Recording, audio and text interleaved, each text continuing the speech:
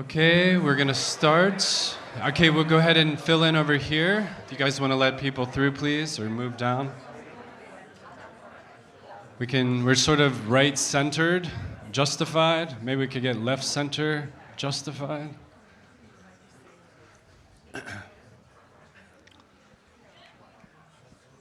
Well, it's so great to see so many friends. It's so great to see so many people from all over the world coming to Basel. And most importantly, too, this amazing celebration with ArtMeta. For those of you that weren't here earlier today, we started the morning strong. We had some amazing artists. We had some amazing talks about craft and what happens when AI is involved. We talked about autonomous systems. We talked about the artist process. We talked about patronage as well. Right now we're going to talk about how masterpieces are made and sort of this Canon formation. Earlier in the last session with some net artists, we talked about what happens when the field is burnt, what is left. And a lot of times what is left are these amazing artists, not only artists, but also these supporters, these patrons, legacies. Maybe it comes through the form of a foundation. But anyways, I want to welcome today our panel, amazing panel. We have Alex from Right Click Save, amazing writer, amazing editor, amazing publication, so definitely check out Right Click Save. We have another amazing champion of the space too, especially digital art. On my desk at home in Riyadh, I have her book, Digital Art, which is the primer for me of digital art, Christiane from the Whitney Museum. Sorry, amazing, so thank you. And we have Margit Rosen from ZKM as well, who's going to talk about some different things about conservation and preservation, maybe, or no? Oh, okay, sorry, Margit. So yeah, please give her a round of applause too. We have Caroline Csuri as well from the Charles Csuri estate. I've spent a lot of time with Caroline in Ohio. Her father, Charles Csuri, was an amazing pioneer, especially with 3D the generative space. So a lot of these tools that artists that are using today, are blending tools, etc., come from Ohio State and the research that he was doing at the time. So this was a time when the computer was that tool and pushing technology. So Caroline, please give her a round of applause as well.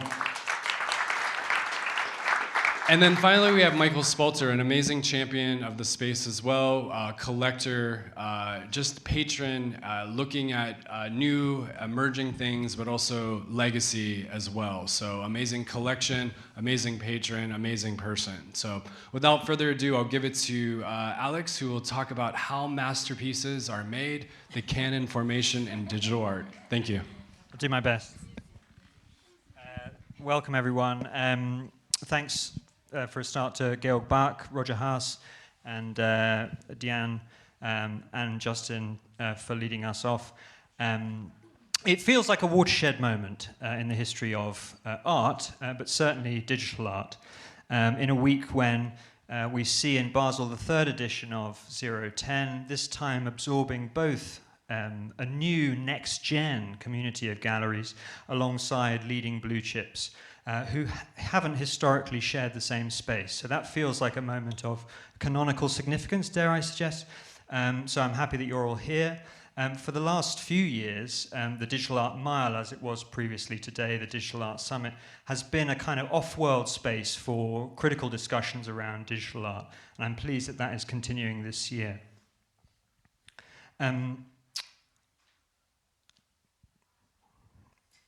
Part of 010 is a show that ArtMeta is leading on digital masterpieces. And this is something that we've covered a little bit at the magazine. And I think the significance of that is partly to acknowledge a community of artists, creators, collectors who have tended to be overlooked by the mainstream discussion. And so I think one of the through lines for our conversation today will be about what it is and the significance of seeing this whole community of people, but also these practices finally getting their due.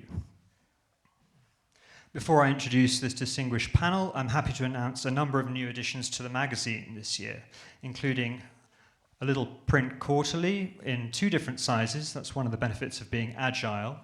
It wasn't an accident. and a new website which is imminent now, which will include a forum and an index. And the forum is designed to be a space for you all to shape a more serious conversation around contemporary art that acknowledges its expanded reality. 4 people who have become central to the process of canon formation over the years are Christiane Paul, Margit Rosen, Caroline Csuri, and Michael Spalter. In our introductory call, I posed a general question about how some works of art come to be celebrated more than others. I'm also interested in your own personal definitions of a masterpiece, if there is such a thing. Christiane Paul is Curator of Digital Art at the Whitney Museum and Professor Emerita at the New School. She received the 2023 Media Art Histories International Award. Her latest exhibitions at the Whitney include Marina Zerko, Parting Worlds, and Harold Cohen, Aeron. She curates Artport, the Whitney's net art portal. Margit Rosen is an art historian and curator, head of collections, archives, and research at ZKM Karlsruhe. Her curatorial work and research explore art and electronic media in the broadest sense. She is the editor of a little-known story about the computer's arrival in art, published by MIT Press. Caroline Csuri was influenced by her father and digital art pioneer, Charles Csuri, and in the 1980s she created digital art with groundbreaking software for PCs and exhibited internationally.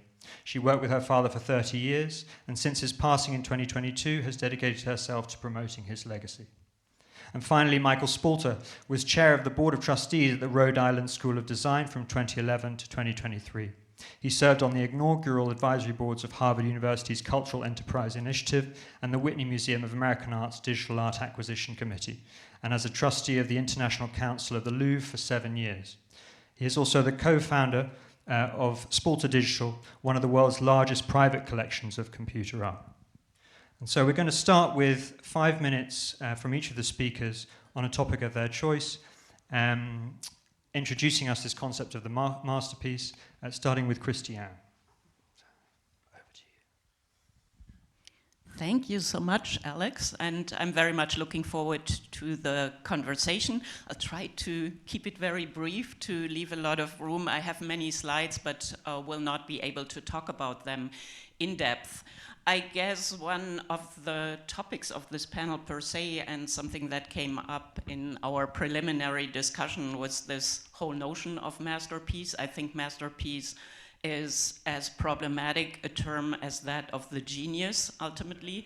I would argue that it's artists who make masterpieces. It's not institutions or curators or the market elevating something to a masterpiece. And of course, there's a lot of gray zone there. I would say that institutions and curators play a huge role in shaping the perception or possibilities of understanding the language of a work and the perception of it as a masterpiece.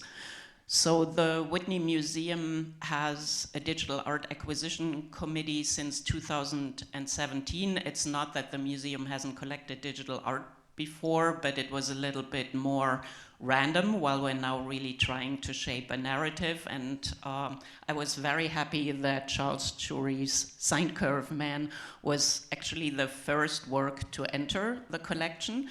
And talking again about masterpieces and the canon, for me, over decades, this was a work that I would encounter in every history book that was so iconic and talked about.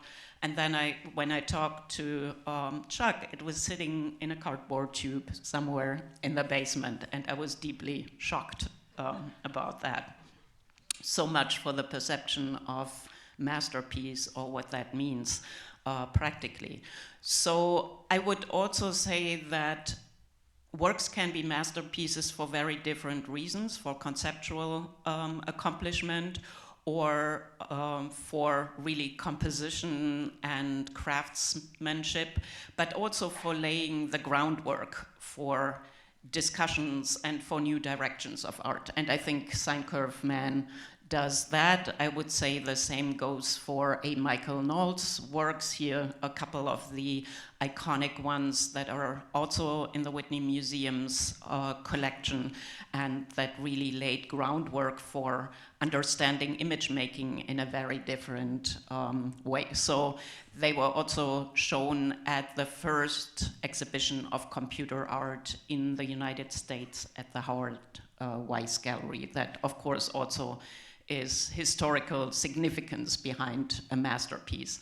We have quite a few of the works by the so-called algorists in the collection, works by Manfred Mohr, very informed by music and jazz and resembling scores and really a language. So also Joan Truckenbrod in terms of early algorithmic drawings. But I also want to connect that to what we discussed a lot today. We also have Larva Labs, one of Larva Labs' autoglyphs. And what you can see here is really the connection between that practice of image making and how they relate to each other. And it's no surprise that many people from the NFT space discovered early digital art, generative algorithmic art through that lens. We also featured an exhibition by Harold Cohen, Aaron, and I would say that Aaron as a whole body of work is really a masterpiece, and you really need to see the seriality of the images to understand it. And we have 4 of Cohen's softwares in the collection, among them these 2 works from different phases, as well as the freehand line algorithm that is really at the core of Aaron, because Harold would put so much emphasis on the intent and the line as being at the core of the work. From the earlier algorithmic drawings, we also have pieces from a slightly later period by Jean-Pierre Hébert, for example. And I think those really nicely also illustrate how that practice continued in the 80s. Mark Wilson would be another example from that period. So all works of these early pioneers in the Whitney's collection. And of course, the artists continued their explorations in different spaces. So here you have an example of Mohr's software. And I think you can directly connect that to recent work by Mark Napier, for example. This is CIS4, also a work that will be featured in the upcoming 25th anniversary exhibition of Artport. Or to a very different type of generative art, such as Theo Triantafylidis' Bugsim, here shown as it was exhibited in the Shifting Landscapes collection show at the Whitney, also entered through the Digital Art Acquisition Committee. And this is generative software that really explores ecology or ecological systems a bit more. So my point being, there really is a trajectory from these pioneering masterpieces to current practices. And of course, when you acquire younger artists, it's always more of a risk in terms of where the practice is going. But I think this is actually also one of the masterpieces of Theo's practice. And I'll end it here. Thank you. Yeah. Thanks, Margit. So, my slides. Just a minute. Yes. I'm taking a slightly different turn. I resist from showing all the works we have in the collection, but take you into the beginnings of the visibility of computer-generated art. So this is an image from one of the first exhibitions in Zagreb of the New Tendencies. And what's interesting is that at that time, the masterpiece was really a word nobody would love to use. Instead, they were against the masterpiece. Art was then defined as art as research, and what they're presenting was, they called it research results or research exemplaries, which would give them also the freedom to experiment. What unfortunately did not work out was because they also wanted works which were not commodities, which were not luxury goods, but really the results of research. Unfortunately, economically, it didn't work out.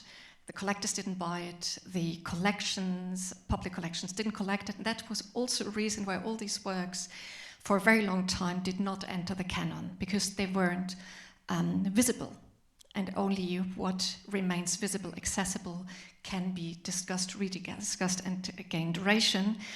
And now we see the path of canonization of that time, for me, sometimes with some surprising paths. But the canon at that time was also something that was not seen as positive. They said, with the new medium, we finally have a blank map, and we're not burdened by the canon, we're free. But of course, it's like with every revolution, you don't make revolution to become poor. And if you're against the canon, normally you are trying to establish another canon. So I was very surprised to see the term masterpiece on the announcement of this show, because this is really a word which is totally taboo in art history, and also discussion of contemporary art. And of course, we all know this sociological research about how things become masterpieces, and a little part of it very often is the intrinsic quality of the work. And so the question is very often, of course, who profits economically of works which suddenly are designated as masterpieces? And the nude, which is on the announcement, it's a little bit comic, because the nude was originally just a prank in the laboratory of the Bell Labs. But then it was also very quickly shown at Louise Mumford's The Myth of the Machine. And of course, that shows that digital art accesses the canon much easier if it comes in the dress of the past. Here you just see a nude, and to paraphrase the Guerrilla Girls, do you have to be naked to get into the mat? You can say, does it need a nude to turn a computer graphic into a piece of art? And maybe you could even ask it about Frida Nake. The most famous is the homage to Paul Klee, because that's much easier to refer to than to horizontal lines or Polygonenzug Nummer 7 or something like that. So, but to say something positive about the concept of the masterpiece, it's specifically, like, what I found interesting specifically in the NFT world, that it's not the art historians, it's not the art critics, it's not the museum who defined what is relevant, what gains duration, but it was, you could say, fandom, a total different, I don't know if you would call it democratization, because a lot of that interest and market collapses, but it's a really interesting new way of that the love, and even if it's maybe sometimes just for the interest of speculation, but very often that these works are loved by these people, and so they gain duration, not just by the decision of one single curator.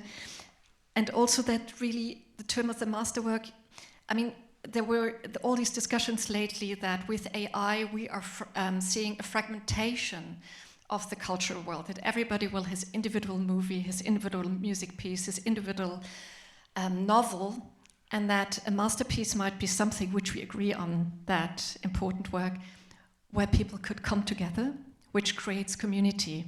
And I think that's a function of the masterpiece, which is really interesting, that it creates community, and also it might be very interesting. It can close language and it can open language. It closes language when we say, this is a masterpiece, no discussion. But it can open language if we discuss suddenly, why is it a masterpiece? And my last point would be, I mean, you might be familiar with Bruno Latour's idea of the construction of facts in science. And of course, masterpieces are constructions which might stabilize. And so construction doesn't mean that it's fake. So what we might ask is not, is it constructed or not constructed, but is it well constructed? Will this work survive if it changes context? Is it only well constructed in the market world? Or will it survive when it shifts to art history, to art criticism? And if it's well constructed, then this is really an enrichment for a very different group of people and communities. Thank you.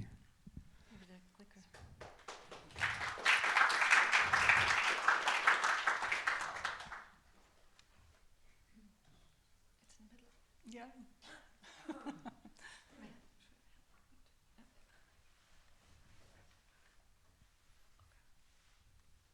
There we go. Thank you for having me here, and I'm honored to be part of such an esteemed panel, and I hope I don't have gum on my shoe. And I am here representing my father, who is a pioneer of computer art and animation and generative 3D animation.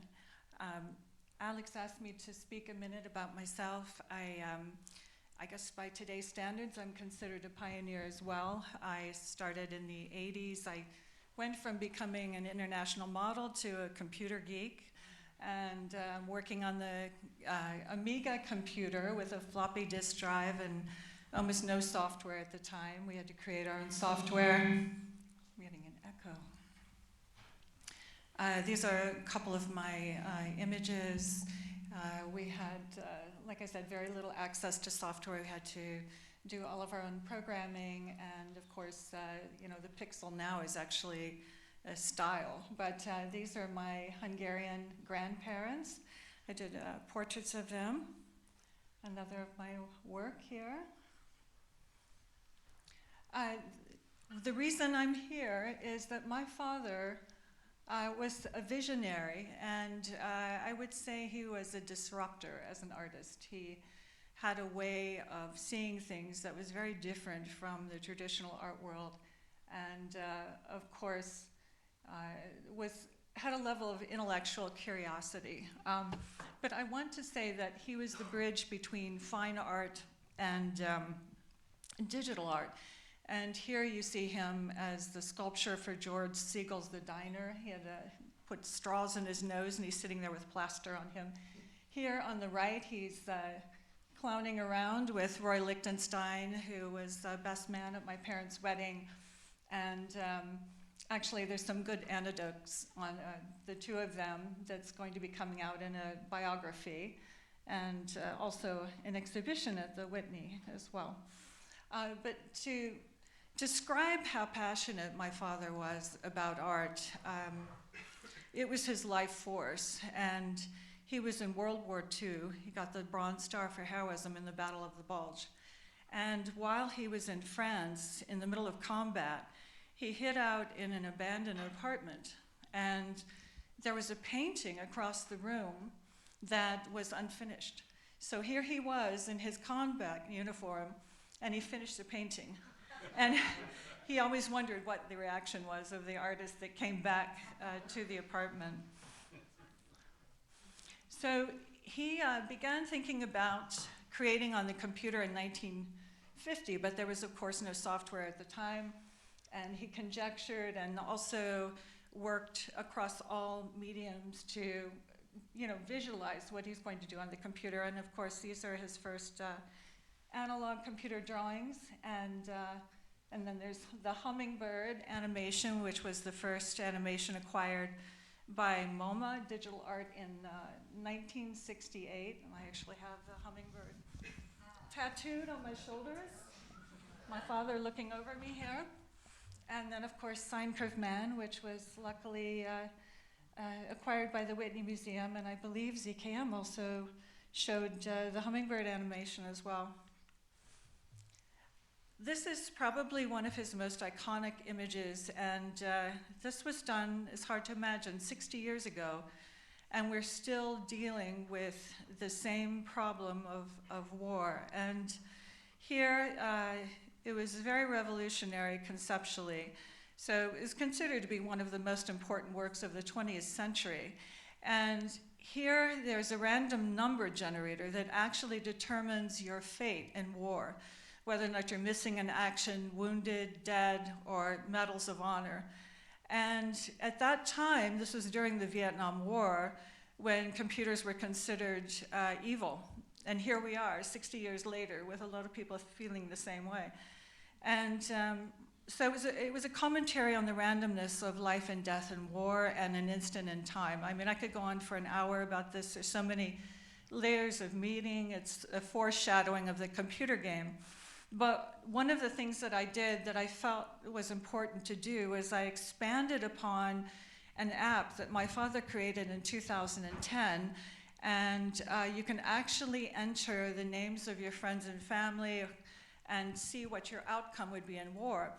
But I brought it into AI so that you will be part of this battle and this experience, and it's leveling the playing field, and you'll be mixed in there with, you know, Simone Biles and Julius Caesar and, you know, all of these important people in history. And it just shows that, that we are all the same, you know, when it comes to battle.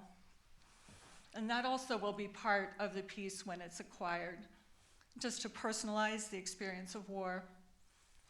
Here is the first milling machine sculpture. It was done on a numeric milling machine. This is actually being showcased in the exhibition. He wanted to create something that was organic, and it actually gave him, it was sort of a light bulb moment for him that he wanted to create 3D. Oh, here we go.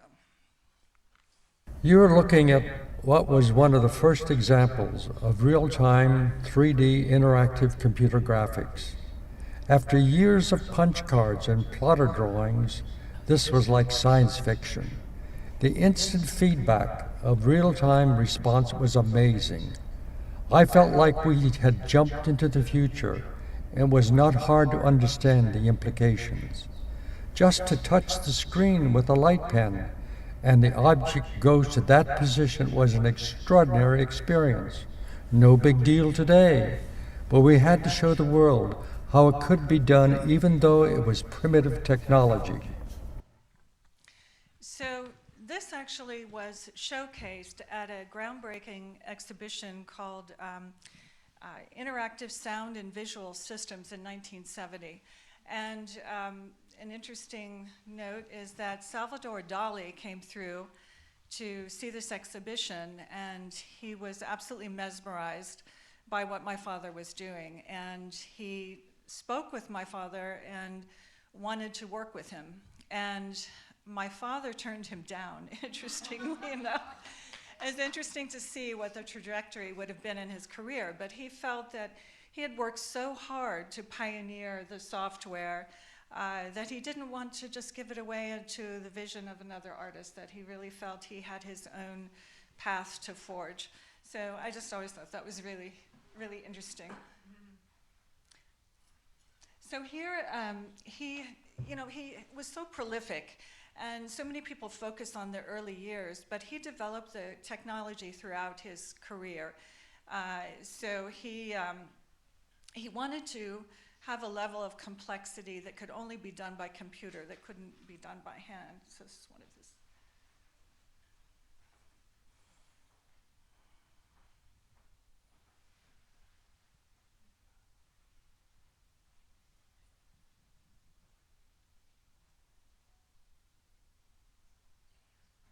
This is called cylindrical. And then here, this piece is 6 by 9 feet and actually needs to go to a museum, I think. It is also a level of complexity. There are 40,000 objects in this image, and he was very interested in space and infinity, and he wanted to have movement all the way out into space in the 3D environment. So here the important thing about his work being recognized, it wasn't recognized for so many years. They were talking, Christiane said that he had a sine curve man and a tube in the basement. Nobody was taking it seriously. It took 60 years, and I remember when Michael Spalter actually purchased a group of works by my father, he actually wept, because he said it only took 60 years to be taken seriously.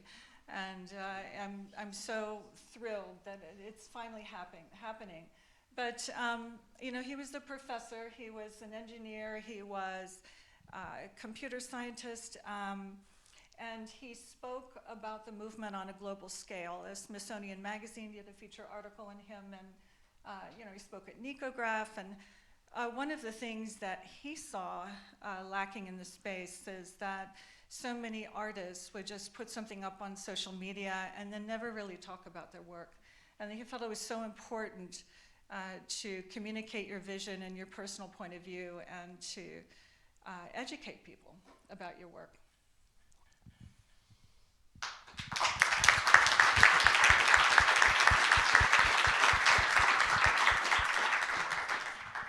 Your dad would be very proud of you today. I have a site called spalterdigital.com. You can look at some of the works. And in terms of the masterpiece, the only masterpiece that I've been beyond privileged to have in my life was created with the mother of my child. And she's 27 years old, so that's the one masterpiece that I can speak to. And in terms of today, I actually asked to step off the panel because between these minds, those who are engaging in it and those who are steeped in it will understand the brilliance and the unparalleled contributions of the people on this stage. So for me, I'd just like to bring up a couple of points that I think are important. One,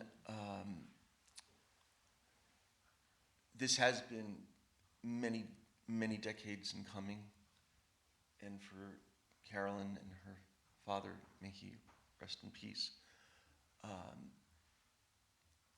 it must be beyond triumphal. For Christiane and Margit, they've been at this for decades. And the contributions, the scholarly contributions, I think are beyond measure. Very few people in the world who you'll ever be in a room with who knows as much about this field as these people. And I have always been delusional, and I find that my delusions often become reality. So over almost 40 years ago, Anne Spalter, it's the Anne and Michael Spalter Digital Art Collection, was a triple major at Brown University studying mathematics, visual art, and created an independent concentration which merged the three different fields of literary, visual, and textual thinking. And she did this on a Macintosh computer, and the Mac came out in 1985. And lo and behold, a legend from Silicon Valley contacted her and asked if she would write a book.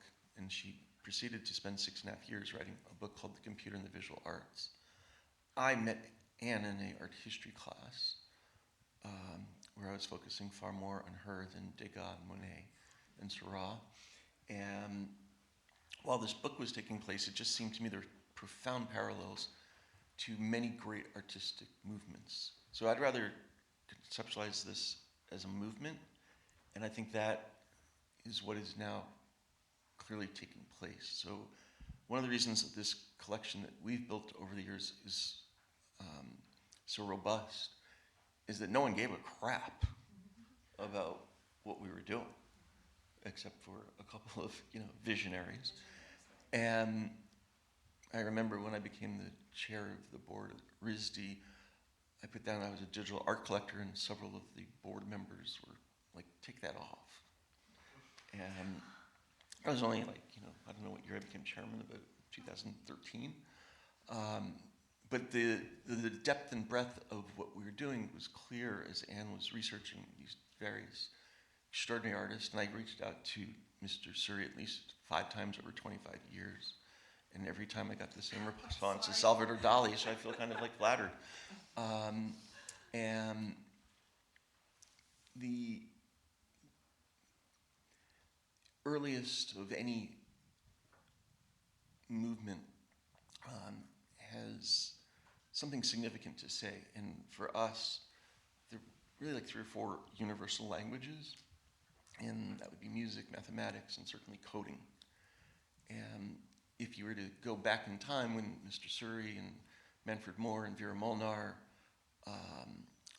George Nice, Frida Nake, Hiroshi Kawano came to this epiphany that this computer, which was the size of this room, larger, these mainframes, which when they began didn't even have computer screens. The fact that these people independently around the world approached, at the time, what was considered really a tool for the military and industrial complex, and would ultimately become, in my humble opinion, the most important art tool and potential art medium in the history of humanity, is beyond inspiring. And back to, I think, great artists, I call it the slingshot theory.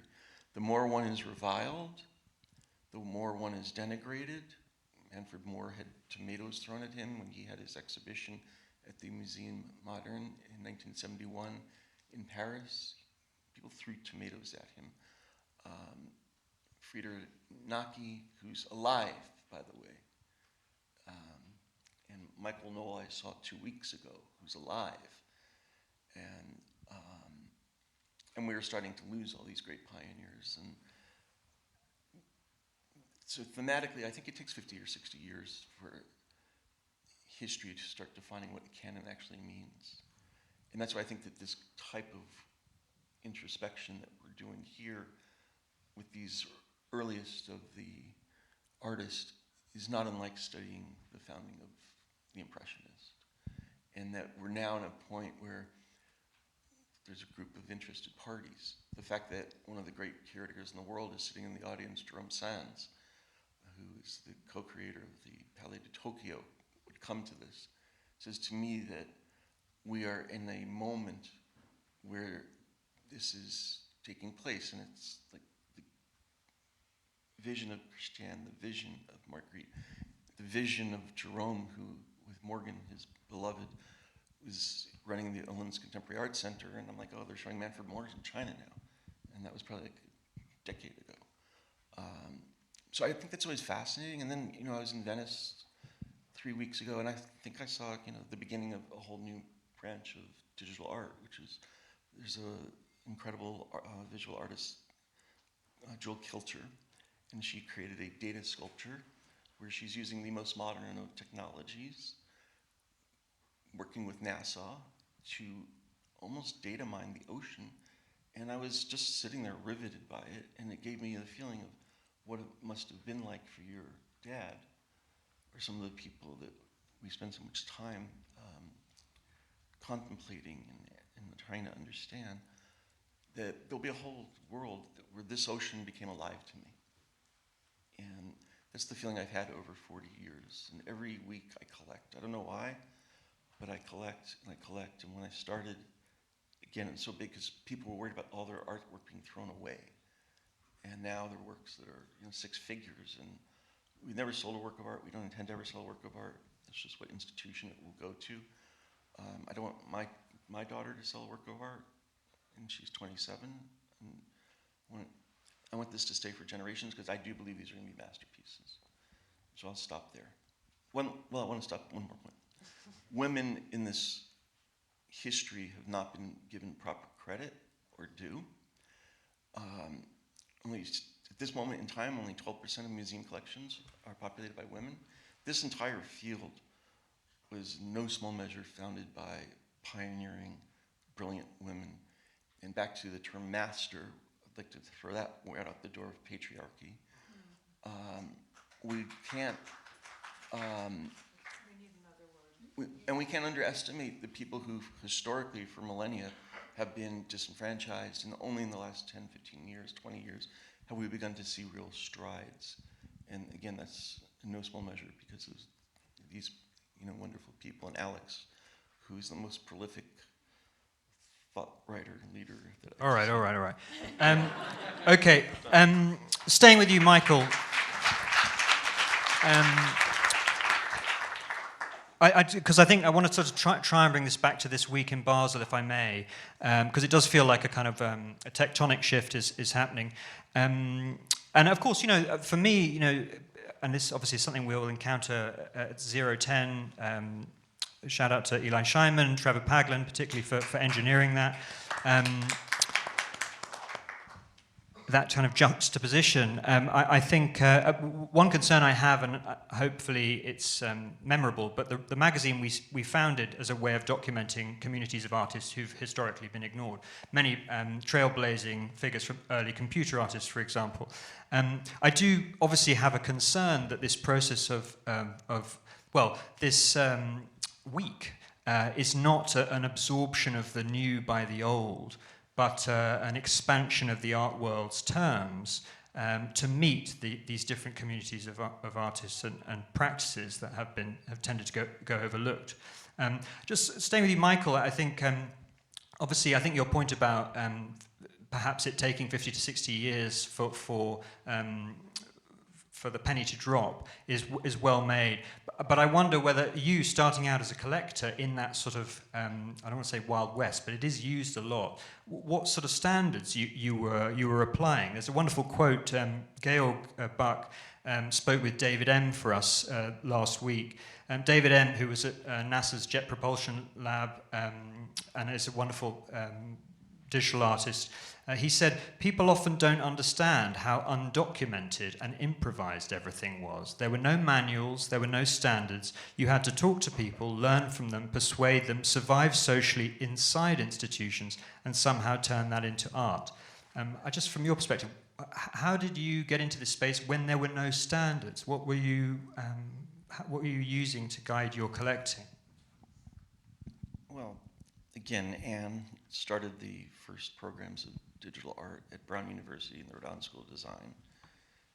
We were concerned about the provenance of these works, and we just began to meet these artists. So one of the beautiful, joyous things, and one of the bittersweet things, is that all these artists that were being shown, we've known. And we've lost a bunch of them in the last 5 years. Jean-Pierre Hebert's wife is in Santa Barbara. She'll be thrilled that she's being highlighted. But the standard was we have to visually love the work, and it has to make sense in terms of an unfolding story.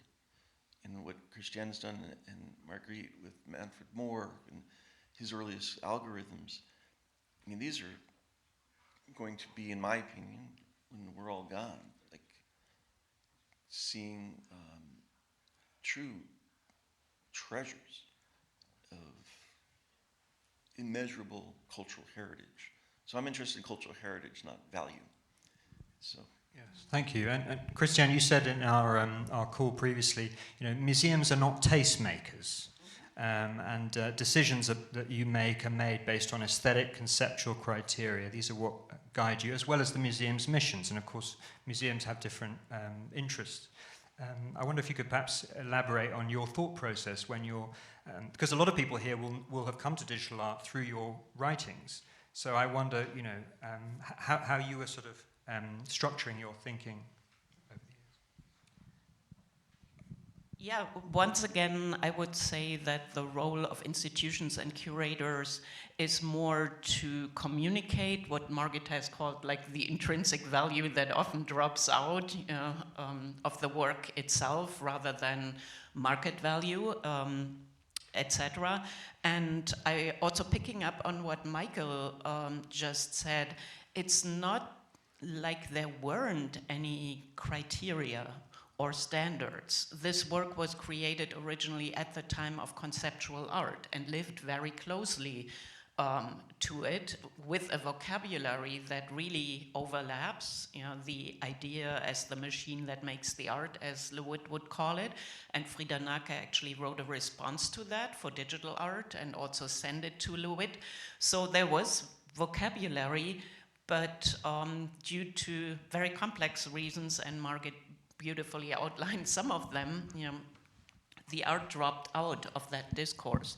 So I think part of this communication about the art and bringing it to a larger public is very much about reviving historical contexts and references. And I'm also maybe a little bit more cynical or less optimistic. The works we're looking at as the pioneering works that finally have their moment, there are also older works. I must say I still encounter the same difficulties when it comes to generative art by younger artists, where the vocabulary of contextualizing is still very much missing. Or AI art, big discussion around that. And there are artists who are using the medium in fantastic and much needed ways, but typically people think of it as, a visual generated by a prompt.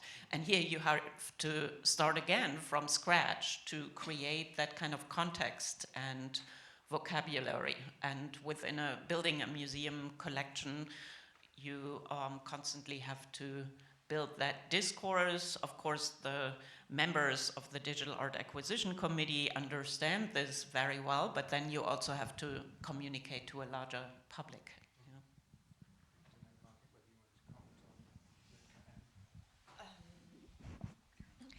What exactly would you like me to follow up? ZKM, I don't know for anyone who's been to Karlsruhe, but the collection at ZKM it's really a wonderful display of this alternative history, let's call it. I'm just wondering if you could say something about how that's sort of evolved, because visiting ZKM, you're aware of this alternative canon, which has been living there for years, but not always talked about in the way it should.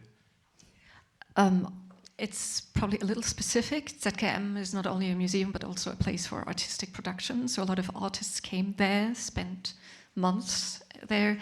So some of these works entered the collection, which are today like also iconic works like The Legible City by Geoffrey Shaw and others.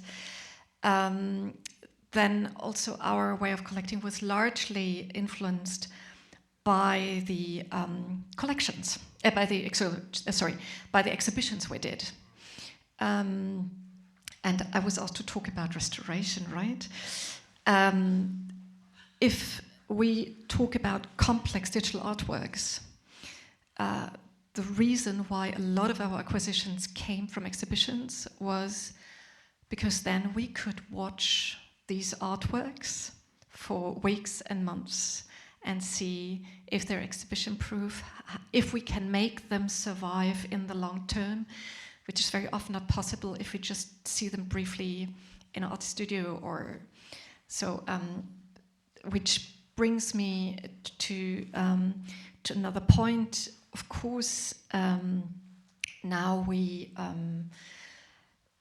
rather like everywhere we manage to build somehow a canon from the works from the 1950s to the 70s, but there is a big empty space on the map.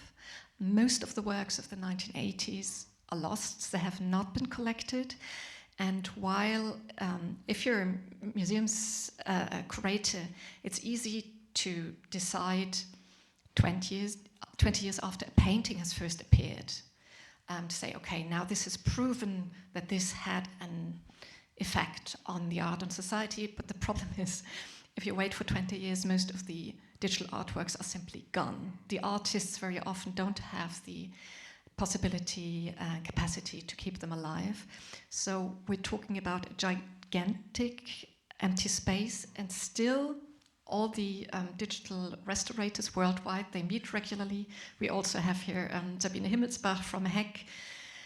There is a big community, and still, be it Tate, Pompidou, MoMA, whatever, there is a big hesitation to acquire computer-based artworks, because the resources you have to spend to keep them alive are enormous. They're cheap to buy mostly, but so they're by the technology, by the medium, there is a strong distortion in collection, therefore also a strong distortion in criticism and canonizing these works. And I don't know how we can overcome it. I just quickly want to add to that, making your point about this gap, which I also always point out.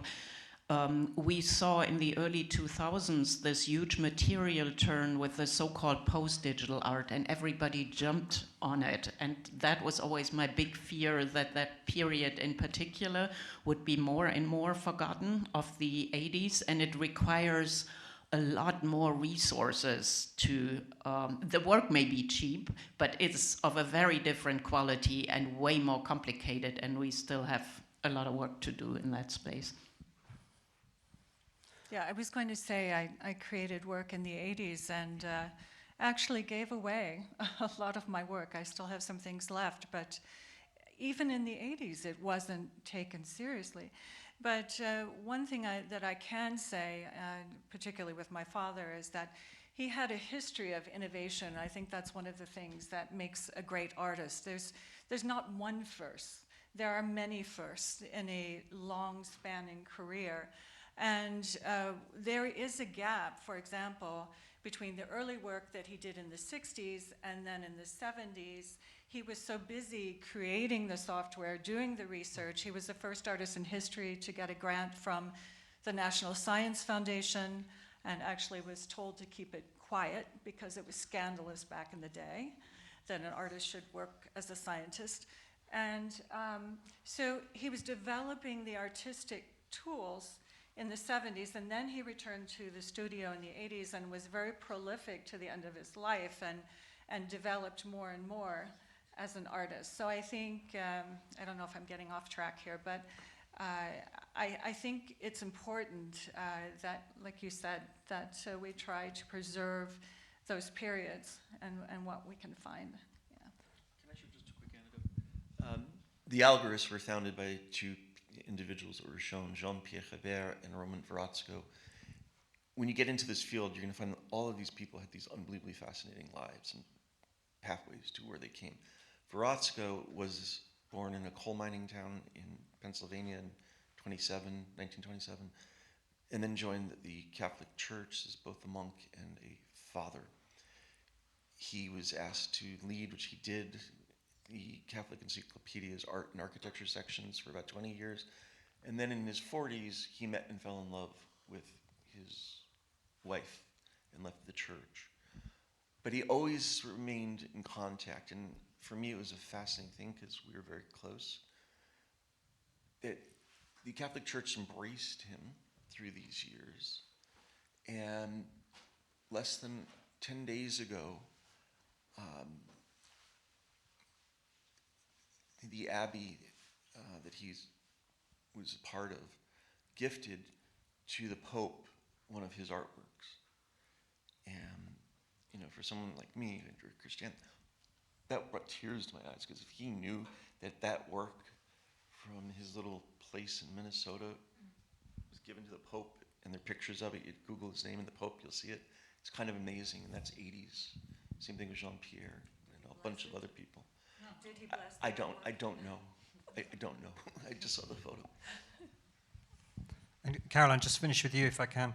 You know, it's very clear there are a number of generative artists in the audience, and I'm just thinking of your father's Infinity series, which is to some extent a kind of foreshadows what you sometimes call long-form generative art. I just wonder if you could say, you know, because you've spoken a bit about his relationship with Roy Lichtenstein, but what it would have meant to your father to have been not only collected and recognized, but also so influential on a new generation. Well, I think he was thrilled to see that this movement was continuing, because he truly believed it was going to be one of the most important art movements in history. But I think it's up to us to keep this alive and to keep it going, and to have discourse and you know, critical thinking about the movement, because we can go off in a million tangents because it's all moving so quickly, particularly with AI. And my father also envisioned what AI would be, is not quite there yet, but they're working on it. And he was always thinking 20, 30 years ahead. But he was always excited to mentor young people. He mentored 40 PhD students at Ohio State who went on to accomplished so much in their careers, and are still doing so. It's great to have you here. Michael Spalter, Caroline Csuri, Margit, Rosen, Christiane, Paul. Can we have a round of applause, please?